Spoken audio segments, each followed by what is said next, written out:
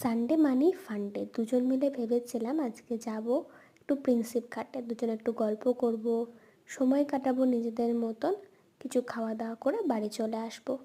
কিন্তু ভাবি এক, হয় আরেক, আর আমরা করি আরেক। তো দুজনে তো ম্যাপ দেখতে দেখতে চলে গেলাম। যাওয়ার পথে গাড়িটাকে মনে হলো খাওয়ানো দরকার আগে, তাই ওকে খাইয়ে নিলাম আগে তেল। খাওয়ানোর পর যখন বড়বাজার দিয়ে যাচ্ছি, কাচের দোকানগুলো আমার পুরো মন কেড়েছিল। আমার কবে থেকে ইচ্ছা ছিল দুটো কাচের বোতল নেব, তো সেই দুটো নেওয়ার জন্যই এখানে দাঁড়িয়েছিলাম। কিন্তু একের পর এক, একটার পর একটা এত কালেকশান দেখেছি আর এত ভালো লেগেছে, আমি দুটো বোতল কিনতে গিয়ে এত কিছু কিনে ফেলেছি।